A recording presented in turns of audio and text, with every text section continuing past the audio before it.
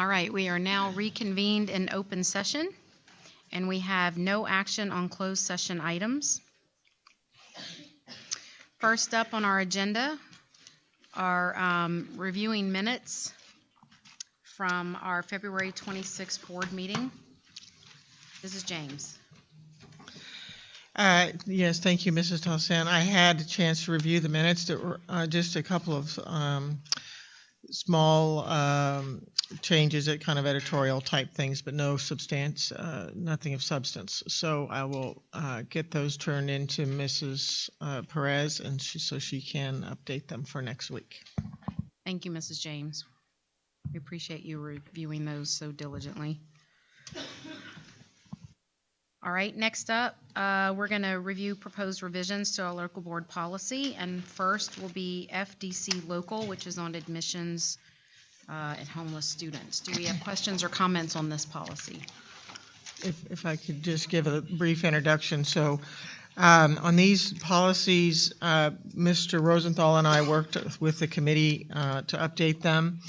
FD, which is in a different section of our agenda, and FDC is a subset of FD, and then FMG is very specific towards travel for students during for student activities.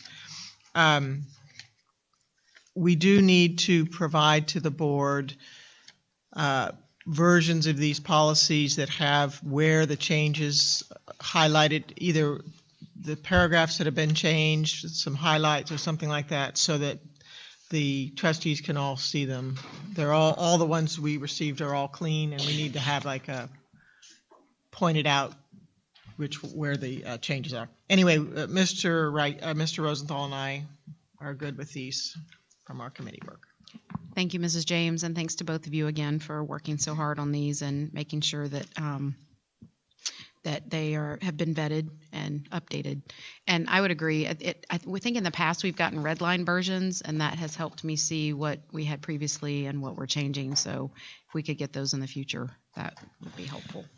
Yeah, if I can just comment on that. So some of the redlining was quite extensive, and it was almost prohibitive to read the policy when it was in the red line version.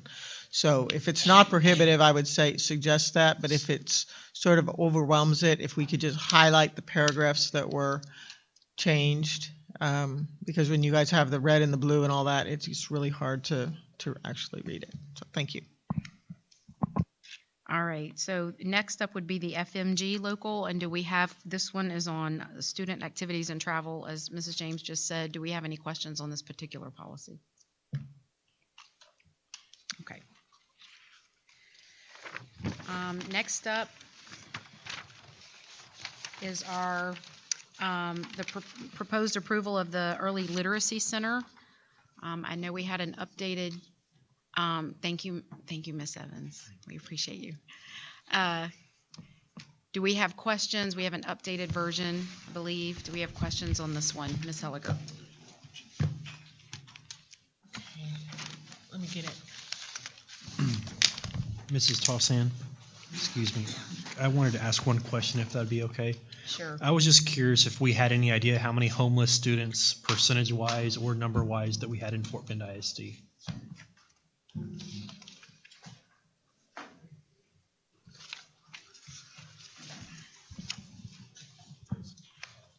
You may not be on. You may have to turn it. We actually had quite an increase this year due to the impact of Hurricane Harvey. So we grew by over 1,000 students. I think our number is in the range of about 1,600 this year. Now, I think that number will go back closer to normal as we move into next year, because as people are able to get back into their homes and repair, they would no longer qualify as homeless. We had a lot of families that qualified this year that maybe wouldn't have thought they would qualify otherwise in the past. Thank you. Thank you, Ms. Udy. Dr. Udy. All right, Ms. Helliger. Okay. You had questions on the literacy center.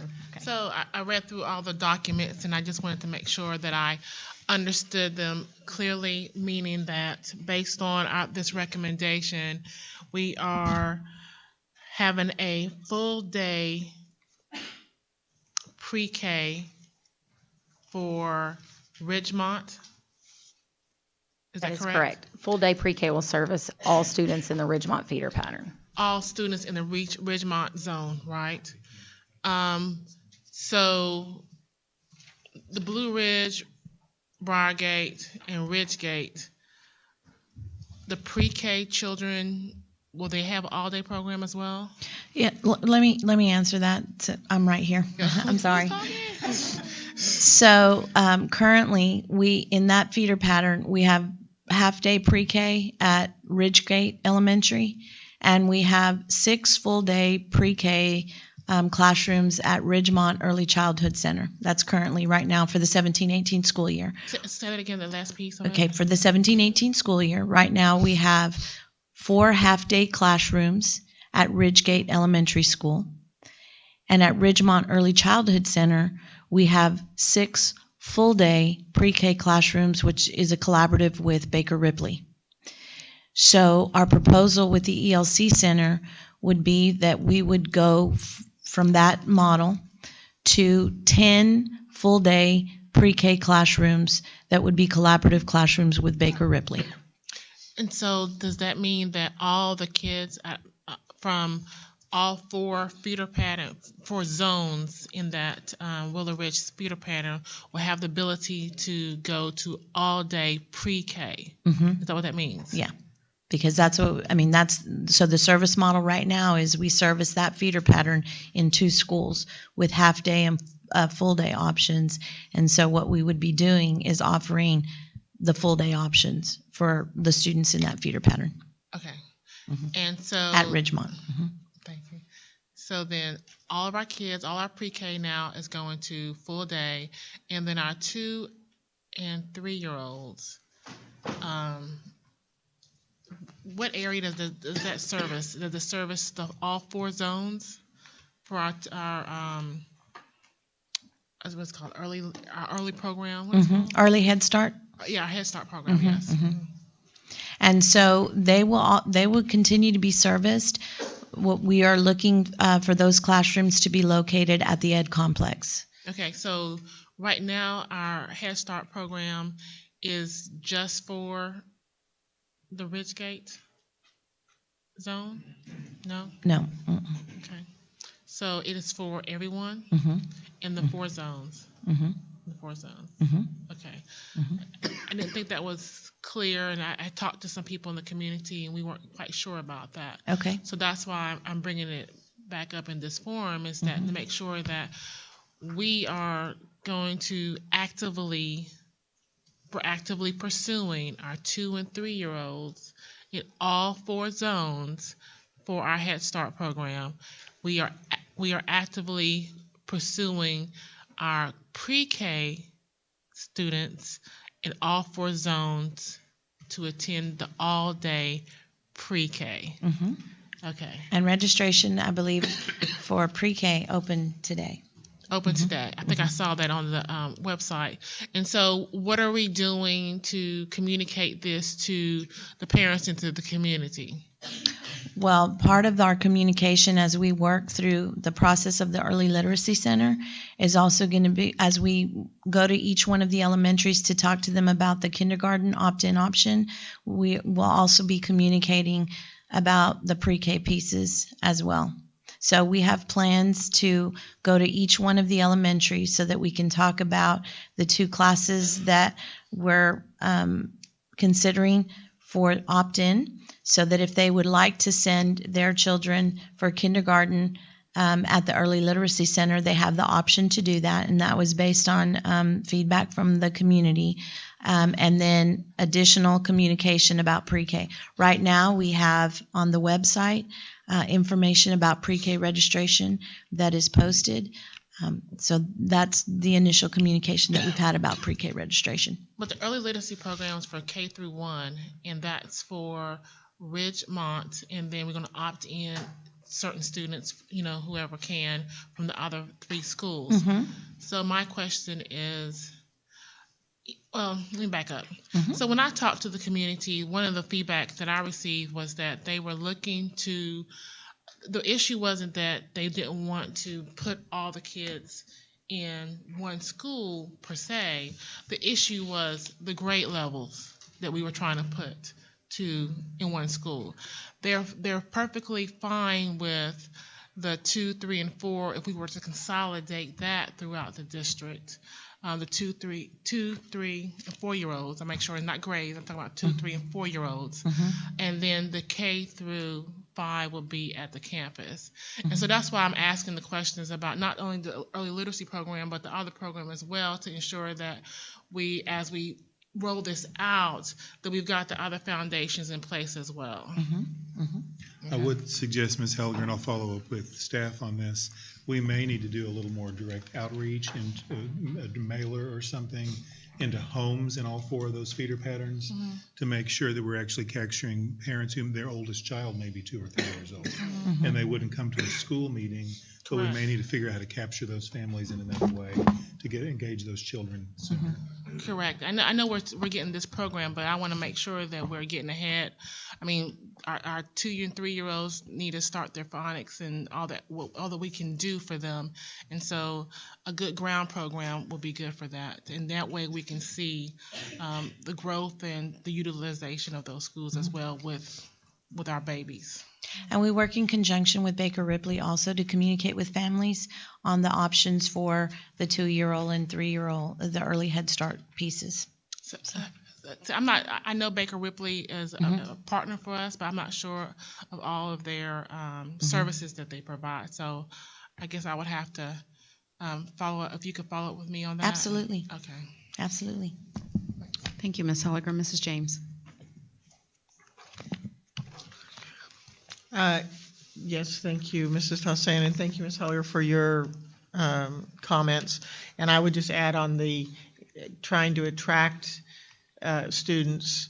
I noticed we were using the language about application and selection and things like that, and I just want to be sure we're being inclusive. I like the language, feel free to opt in, because it's inclusive, and we want to attract the students. We don't want to scare them away. So I guess that would be my comment on that. So, and I think it would be helpful for all of us to understand what the wraparound services are that you're talking about. I know they're referenced, and you're talking about Baker Ripley, but I don't know what those things are either. So I think we all could benefit from that.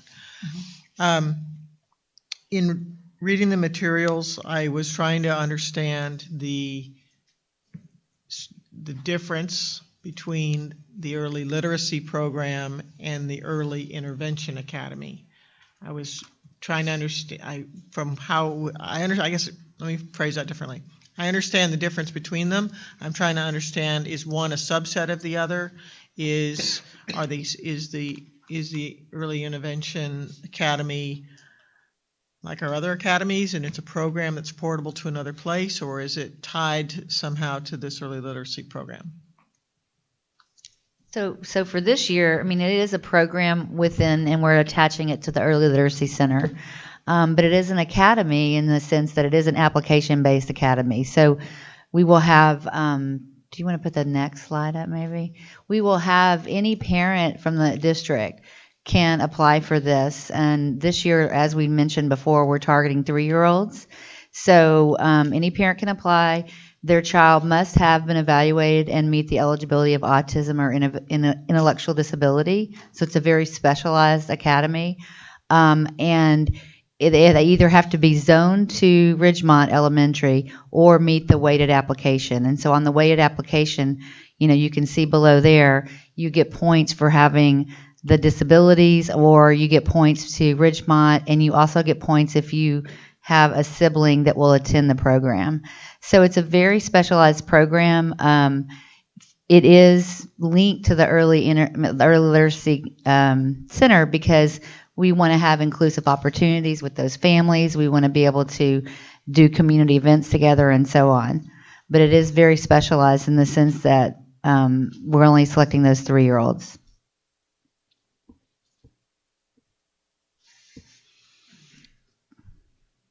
Okay,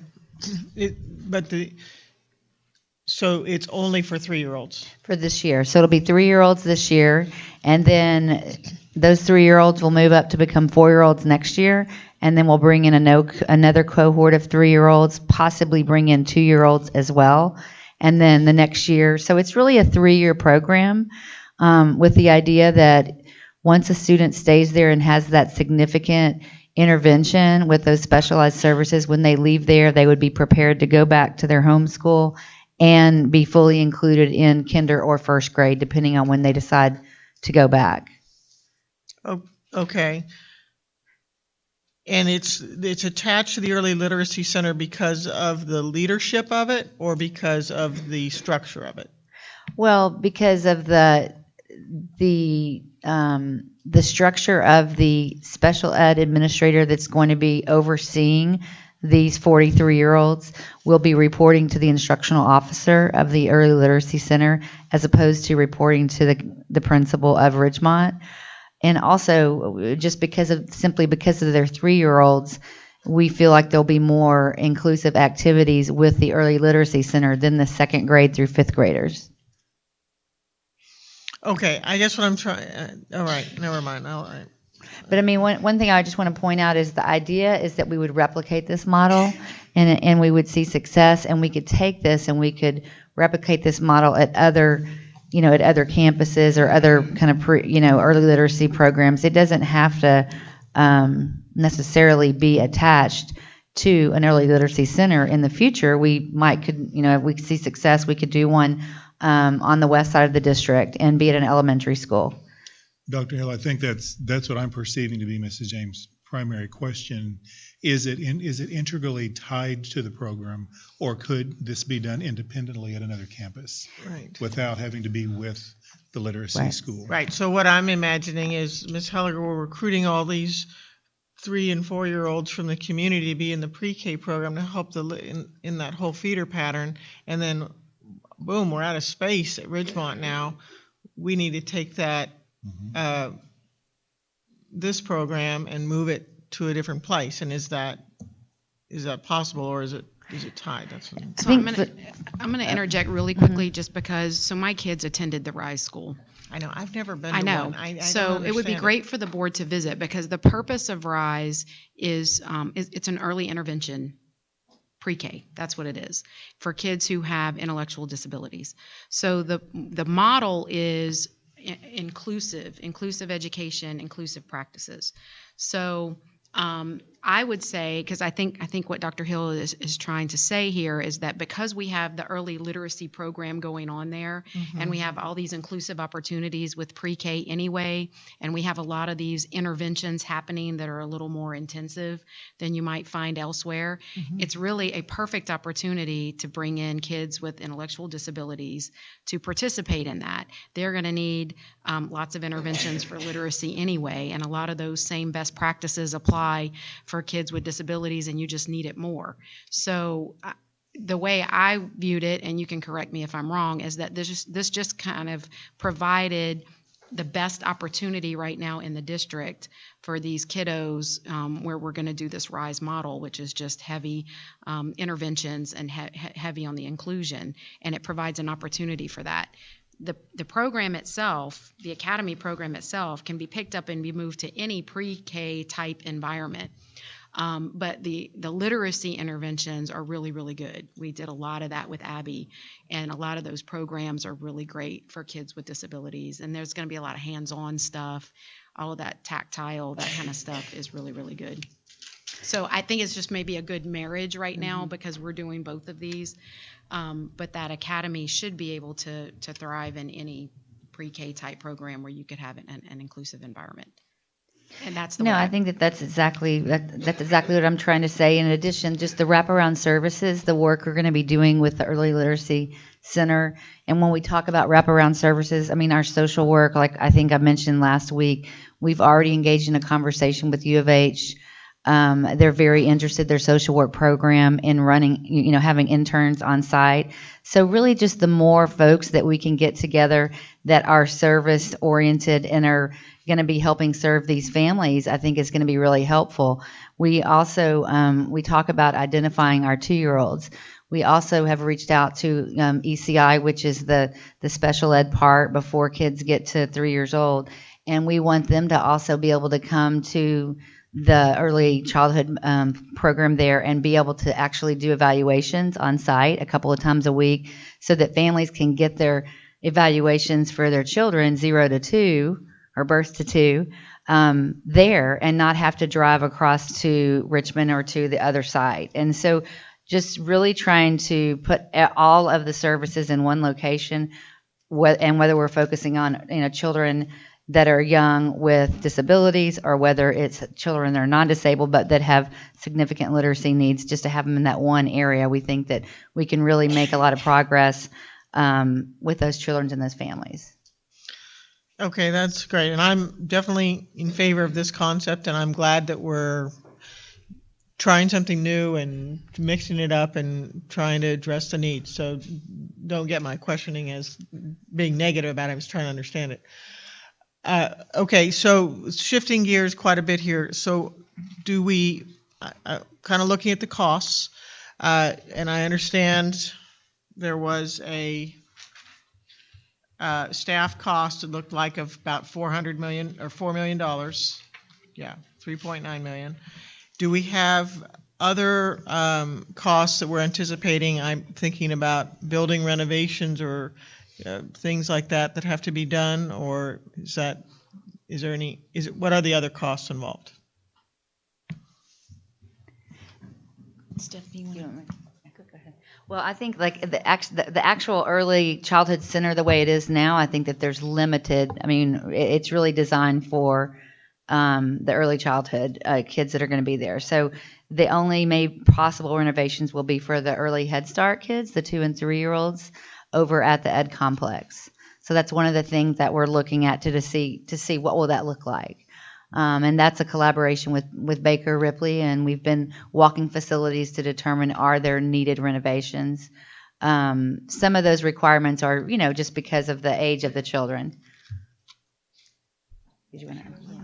And I would add that we need an instructional resources inventory to be sure that we have all of the books available for the Early Literacy Center, along with a pre-K furniture inventory to see when we consolidate at that center if we have the pre-K furniture that's needed. Okay, and then my last question is, did I understand that then the 2nd through 5th graders from Ridgemont are going to stay at Ridgemont, and are we still going to be doing the EDGE program with them or any kind of special interventions with them during this school year upcoming? Dr. Indelicato is going to share some information about that. Yes, good evening. We've been working in collaboration with the Academic Affairs Division to review how to have some collaboration across the board to help with the literacy piece. We understand that the community wants us to go a little bit slower and start with a pilot, while at the same time we feel the urgency, as well the board does, to address the literacy concerns in a quicker fashion. So we're going to have literacy focus across the board, pre-K through 5 at Ridgemont. It'll be an aligned focus in terms of some of the same training that the pre-K through 1 teachers will be receiving. The 2nd through 5th grade teachers will as well. So next year's academic focus will be literacy across the board. And that way we won't have to wait 3 or 4 years for the cohorts in the early literacy center to make their way up to see are they ready for middle school and so forth with STAR testing. So that way we can reach a greater number of students in a quicker fashion. So it'll be a literacy focus, and then as well continuing the relay learning that they've started this year through TEA. As far as other EDGE components, we'll continue with the ABL teacher. That's been very effective. The PlayWorks pieces, as well as the strategic planner, which has been very helpful to keep on top of the paperwork required of a improvement required campus from a campus improvement plan and a targeted improvement plan piece.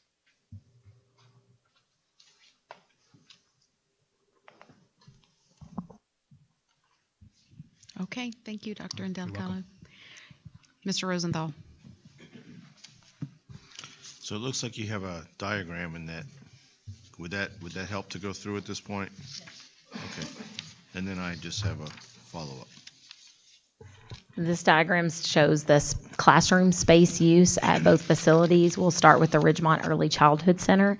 In pink, you see the Early Literacy Center classrooms, which will be our pre-K classrooms within the Early Literacy Center. In blue, you see the Early Intervention Academy classrooms. And then the ones that are marked with pink and blue are PPCD classrooms that are special education programs that will also be part of the center. As we transition to Ridgemont Elementary, you'll notice in yellow the space that will be occupied by the 2nd through 5th graders at Ridgemont Elementary. Any space that's outlined but not colored in is a space to pull kids in to work with students or for teachers to reserve, such as a computer lab. There are shared spaces in green, and that would be our ABL classroom, the brain-based learning activities, and then the library. And that library will be open for some of the community events that Dina talked about to work with students who aren't yet enrolled in school. And then the pink will be the remainder of the kindergarten classrooms, or pre-K classrooms, kindergarten, and the 1st grade classrooms for the Early Literacy Center.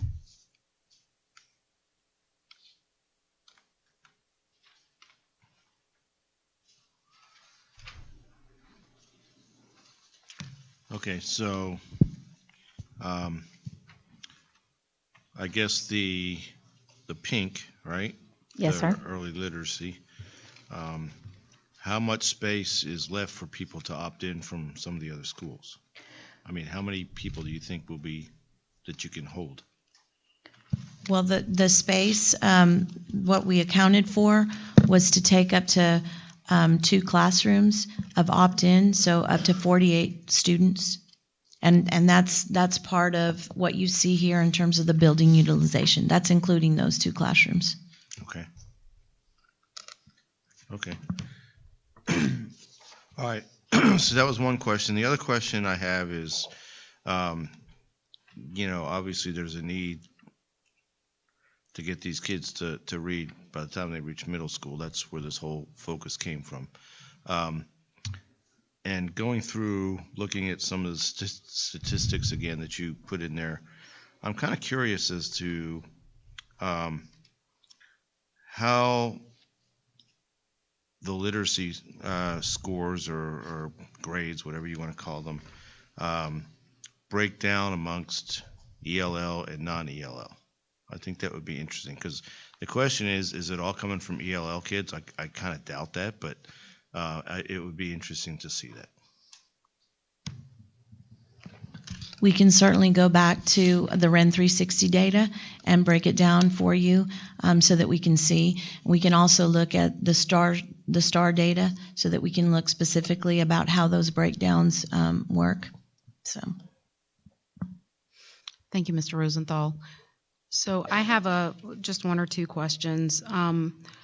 First of all, I share Ms. Helliger's concern about getting the message out to the community, particularly in the pre-K area. I think we can contact our parents who are already in our classrooms or who are enrolling in kindergarten, but I want to make sure that we are doing everything we can to reach those families who have kids who are not in our schools yet, particularly those with disabilities. I know the ECI is a really easy way to do that because a lot of parents have that contact, and we can probably go through ECI, but we need to make sure that we're reaching our families who aren't in our schools.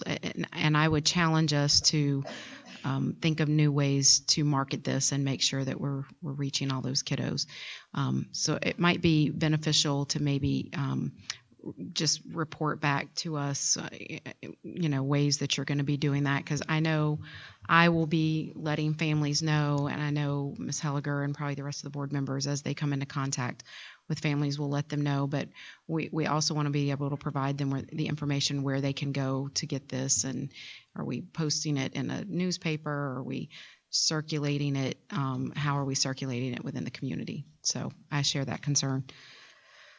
My other question, and this is the only question I have, is we're weighting these applications, and I get that we're going to have a cutoff point, and we'll have to weight them. Well, I guess my first question is, why are we weighting them versus doing a lottery? would be my first question. My second question is, why does autism get 2 points and ID get 1 point? Well, we're weighting them because we don't know. I mean, this is going to be a full day program basically year round. And so one of the reasons why we're weighting them is because we want to have that Ridgemont feeder pattern. We want to first serve those students. One of the things that we noticed when we went to the Rise School is that, there's not a lot of kids with significant autism there. And so our families that live in areas that are lower socioeconomic, even if they have Medicaid and they're able to get into an ABA program, they don't have the ability oftentimes, because they're working, to drive their children to ABA programs and to be involved. And so they're starting school. Many of our children with significant autism are starting school sometimes not even until 4 or 5 or even older, because they haven't had this early intervention. So that's one of the reasons why we think that there are a lot more opportunities for kids with intellectual disabilities than there are with kids with autism. The other thing is we applied for a grant, and the grant is specific to autism, and we really believe that that'll help. But at the end of the day, when we look at 40 kids, and we're gonna, we talked about 7 to 8 kids a class, so 28 kids that are 3-year-olds. If we look and we get this application and we don't have enough kids, I mean, we're going to have to look if we should expand that. And but we are also afraid, what if we get a whole bunch of kids? And it's just first come, first come, first serve. Is that the best way to enroll students? So we looked at our kids that were, that had higher significant needs. We also looked at Ridgemont, and then if you want to bring a sibling. And of course, this is not final, but this is what, after working on this for the past 3 months and really consulting with our attorneys just to try to figure out, is this an application process that is also going to be appropriate under IDEA? And so there are some things that will impact. We'll be providing special ed services for these students, as their ARD says, but what they get through the program are 20 to 25 hours of ABA. We also have the music therapy, 20 through 25 hours a week of ABA. Mm-hmm. And that's not just for kids with autism, that's for kids that have a need for behavioral intervention. So it could be any kids. Most kids with ID are going to have a need for behavioral intervention. So I get that. And I don't have a problem with the autism and ID, because it's got to be served under IDEA, and I think that's the purpose of the program. I would challenge a little bit the statement that there are more opportunities for kids with ID than with autism around those young kids. As a mom who drove 2 hours plus a day to get my kid to a program, I don't know that that's accurate. I would just question that weighting a little bit. And I understand we have the grant. We have to make sure that we're serving kids with autism, but I don't want parents to feel like they're not getting a fair I mean, we have a lot of kids with autism in the district, and I know and have worked with a lot of families who have kids with autism. So, and I know that we need to make sure we're serving that student population, but I don't want other families to feel like that we're underweighting them because they have other opportunities that I frankly don't think are really out there. It's particularly not inclusive opportunities. Mm-hmm. They're just really not there. So I might would challenge that weight a little bit. I know we're starting to serve the kids in the Ridgemont Elementary. I get that. I don't have a problem with that. But the top weighting bullet, I just would question that. I just want to make sure that we're giving all of our kiddos an opportunity to attend. I also wanted to just reinforce that. I mean, part of what we're trying to do with this piece is we're piloting the early literacy piece along with the Early Intervention Academy, so that we can scale these at the larger scale at other sections of the district. So, as Dina indicated at the beginning, we're looking for 40 students as a startup to this program, and then the pilot with that. So, through this pilot, I'm sure that we can discover multiple opportunities so that we can be more exclusive with other families. Yeah, and we can certainly go back and revisit, where we are in terms of the application process. Okay, I would appreciate that. All right, thank you guys. Thank you for all your work on this. I think this is very exciting opportunities for our kids, and I appreciate you guys working so hard on it. Thank you. All right, next up are our purchases exceeding $50,000, and we're going to start with large kitchen equipment. Do we have questions on the large kitchen equipment? I'm glad we're getting it.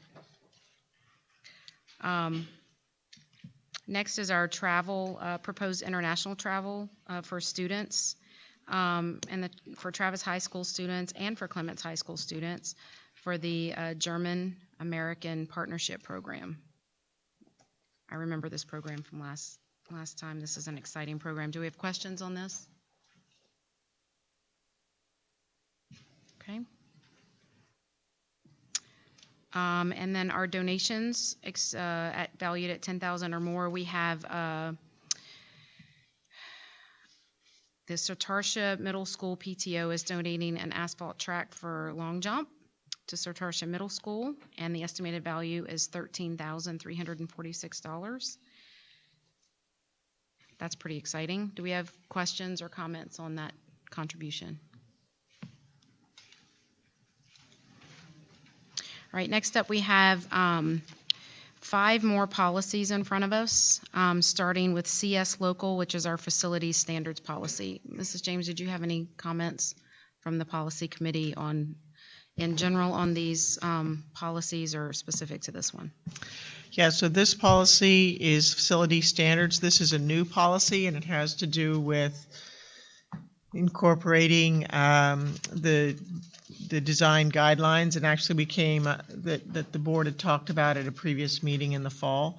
And kind of the exciting thing about this policy is it requires the superintendent to define educational adequacy from the education side, involving the chief academic officer, and then using some guiding principles essentially to kind of determine what the ed specs need to look like. So I feel very pleased about the direction of this policy, and like I said, it's a new one.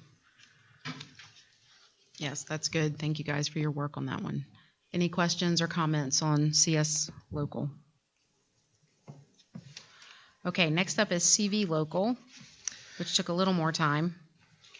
Yeah, so CV Local, and to be honest, we even have a couple of edits from what got posted. I couldn't see for some reason couldn't see what was posted. So sorry about that, Dr. Dupree, for bugging you all day today.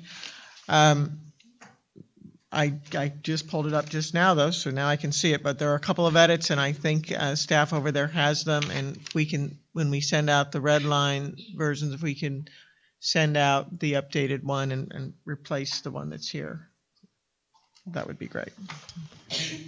Mr. Rosenthal. Do you want to talk about we're still working out the best ways to look at the reporting? Right. So one missing piece on this is the reporting. So particularly amongst so this is changing a little bit of the administration will have authority to switch items within the project budget we approve. So they can move something from, say, the architect's line item to the engineer's line item or something like that, without coming to us. But they do need to report that to us. So any kind of, and we're working with the administration to figure out how to report that and what triggers it. Dave and I felt like it needed to be not we have to do 6 clicks and look at 5 documents in order to figure out that there's been a budget amendment. It needs to be passive. It needs to passively come to the board in some format that's like an executive summary or bullets or something that we can easily notice when we need to look at it more carefully. So that applies to change orders, contract amendments, and any kind of adjustments to the project budget. So we're still working on what the reports look like. Okay, very good. Do we have other questions or comments on this policy or on that reporting?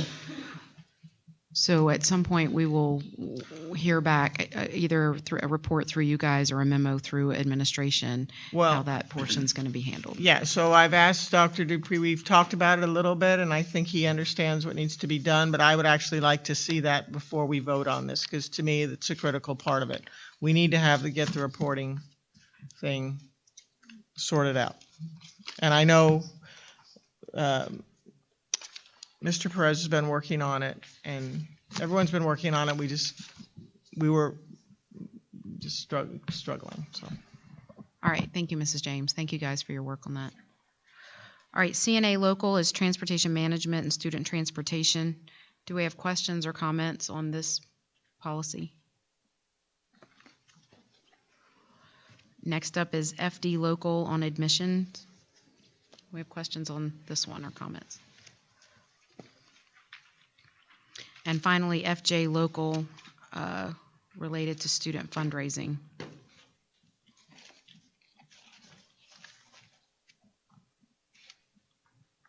Mrs. James. I'd like to comment on that one. I sent this question in earlier. You might have sent me an answer, Dr. Dupree. I would like to know from the administration what the timeline is for developing the procedures that go with this one. This is about student fundraising and their involvement in it. We wrote a very nice philosophy that aligns with our profile of a graduate, but part of this is getting the mechanism to the students in a timely way, and it needs to be accessible to them through the website. We're a little behind on the procedure writing project, but to me this is a really important one that needs to jump to the top of the list of procedure writing, so that if we want our kids to participate in their education in this way, then we've got to make it accessible to them, and it's got to be simple. So that would be my comment. We are on track to have the administrative procedures for FJ Local completed by the end of April. And then moving forward, we're very optimistic with June board policies and policy revisions for 2018-19 that we will package that with procedures alongside the revisions so that you're able to see that would be hand in hand. Yes, thank you. All right, thank you guys. Okay, next up is board approval of a contract for delinquent tax services with Purdue Brandon, and authorization for the superintendent to execute the contract and subsequent renewals. Do we have questions or comments on this item?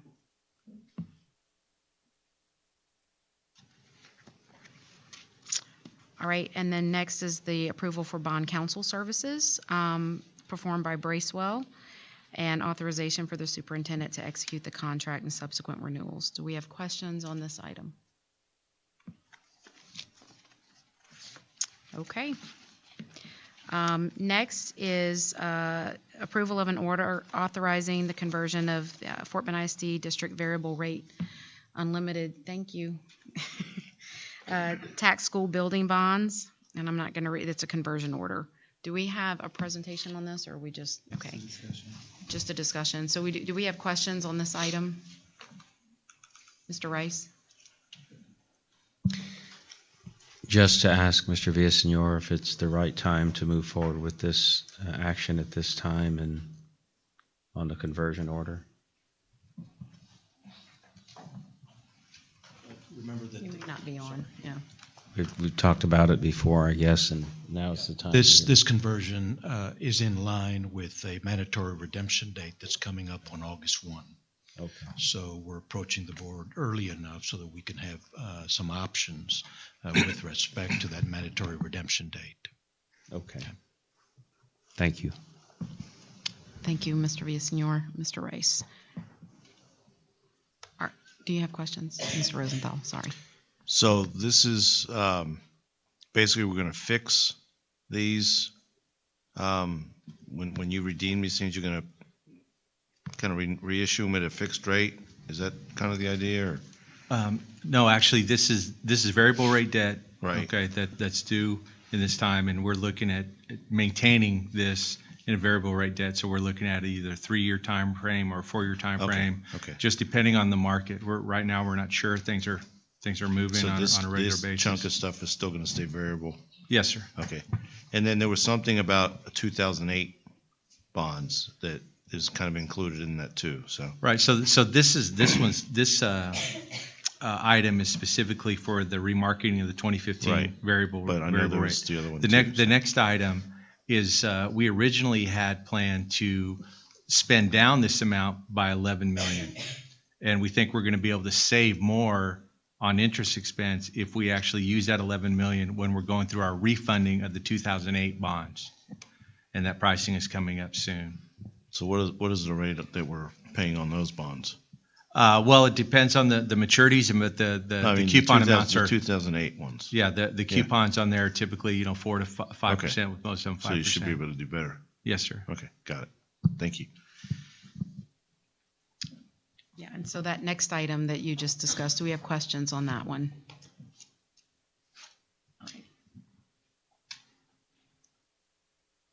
Okay, next up is a ground lease agreement between Fort Bend and Classic Chevrolet of Sugar Land, leasing of a parking lot. Ms. Helliger. Yeah, I had a question about this earlier, and I talked to Dr. Dupree about this around was the $1,000 a comparable market value for that particular rent? And the response I received was that the broker thinks that it is. However, the rationale is based on the fact that we can ask them to, can I say that? Vacate the lease at any time. Is that what it is? So it's not just wanted to speak on that. Yes, so in visiting with Mike Winkler, our broker, he said that the two factors that are driving the rate, he said, first of all, they were very challenged to find comparable rates in anywhere outside of downtown Houston for this. But he said the bottom line for us is that they have a very short turnaround to get off-site with the number of vehicles they'll be storing there. And that's the main driver, and the shorter term, the 3-year term, as opposed to a longer term. If the term were greater and they could have longer lead notice, we could probably get a little more out of it. But we believe we needed to stay flexible in case we need the property. We do not want to be bound up with a long-term lease if we need to be there. Okay. Mrs. James. Okay, so just to clarify that we're going 1 year at a time with this agreement? 3 year. I think it's a 3-year term with an out clause with 90-day notice, 180-day notice. Okay. The write-up in the item says this agreement would commence on a date for a term of 1 year. So that's why I was confused. In another place, it says there's going to be a term of 3 years. Okay. We'll make sure that that's clear in the agenda item for next week. Thank you. And then I guess maybe is there a map of this, that what type of amount of space we're talking about? We actually attached that in an email today, but we'll have another copy for you in anticipation of next week's meeting. Okay, Dave has it, I think. I think Norma actually may have it on the screen too, if we wanted to see it. It's okay. I can look it up. Offline. We don't need to. I was just trying to understand because we do use that building for trainings, and I've been over there when it's busy and full of cars. So I didn't know what the workaround was. And the agreement does say it's a 3-year term. So I don't know. The memo must have been incorrect. Mr. Burdine. I was going to point out, could we go back to that previous slide that was on there? I think what Mrs. James was speaking of was, and I kind of had a question about that. It says toward the bottom above, recommended by, this agreement would commence on April 16th, 2018. So I think that's because I was a little confused on that as well. But I like the spirit in which that we're looking to do some revenue generating. So that's pretty cool. Who's going to be liable for the insurance on this? Is it going to be theirs or? It's theirs. Along Okay. with all site improvements. Okay. Good deal. Thank you. I would like to see some more innovation when it comes to revenue generating streams. So thank you. Thank you, Mr. Burdine. Mrs. James, you had something else? Okay. Okay, next up is the approval of the 2018-19 Fort Bend ISD designated hazardous traffic conditions and a resolution. Do we have questions on this item?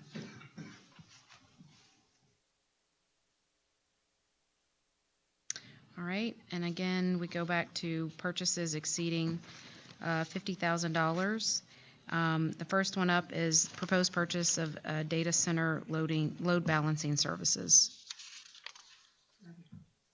Mrs. James. So my question has to do with the language in the recommendation, because it talks about authorizing the superintendent to negotiate and execute the contract and any subsequent renewals. And I know in other parts, well, anyway, I'm just concerned if that is a procurement issue or question if what we're authorizing the superintendent to do is correct. Is this something I just noticed this time? I don't know if we've had this same language in other ones, but I know it's in the professional services. It doesn't particularly apply there because we have a policy in place that limits those procurements to 5 years, or those requests for proposal, I guess, for 5 years. But I don't think this is covered by that. Well, actually, this is typical language, so I'm not sure why it would stand out differently, because generally what binds the authority is that we always tell you what the maximum exposure would be. So like in this case, this would be the maximum of 5 years. So it would be, an initial term and 4 renewals, a maximum, which is that's our usual limit that we would do is 5 years. Very rarely has it ever gone beyond that. Right. It just seems that normally we've put that number of years, a maximum of 5 years, in the recommendation. Some of the language has changed on these things. So, okay.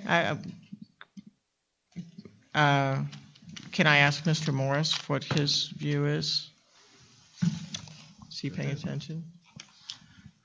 Mr. Morris, on these procurements or on these professional service contracts we have with these vendors, is this language appropriate? Or does it? Well, I think it's a matter of board governance in terms of what's the board's intention when it approves the recommendation. If the understanding, as I heard the superintendent explain it, where you look at the length of commitment, I think there just needs to be a common understanding that the recommendation subsumes within it that the length of commitment will be the outside limitation for the length of the superintendent's contracting authority. So provided that the record is clear that that's the board's intent when it grants authority to renew, then I think you'll have clear record of what authority is being granted to the superintendent. Okay, so maybe when we in what we've been doing when we put these things in the minutes is we put the item and what we're procuring and the budget source, and we've generally listed the recommendation, but perhaps we should put the commitment length as well. Well, so I'm looking at the recommendation, I guess the broader recommendation for all purchases in excess of $50,000, and it says according to the terms and conditions of the attached procurement documents. So I presume that that's a reference to include the maximum length of commitment. You could always revise that language to reference the maximum commitment in the renewal language if you wanted to make it clearer.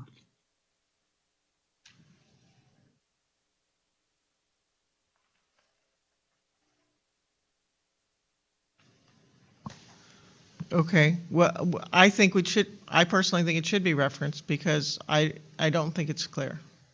And I apologize for not recognizing it before if we change the language to any subsequent renewals rather than just having it be referenced as the 5-year commitment. So I think the solution is to add the 5-year, up to 5 years, subsequent renewals up to 5 years in the recommendation. Is that so before we get to next week and vote on this, then can we update that language and just add? Yes, we'll review all the items in this agenda to ensure they all are that clear. Okay, thank you.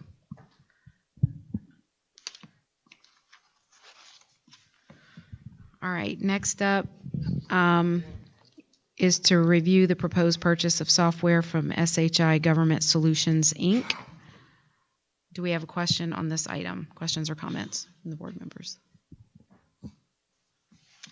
Okay. And then next, the proposed approval for an 8% premium increase for the excess workers' compensation insurance and reinstatement of the remaining 1-year renewal option as awarded in the original RFP document. Do we have questions on this item, the workers' comp?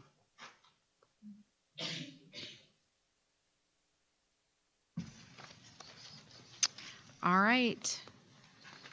That brings us to the end. Did you guys have any other? Okay. Do we have anybody in the audience who wants to comment on the agenda? No takers? We're not giving you the mic, Dave. Okay. May I have a motion? I move that we are adjourned. Second. We are adjourned.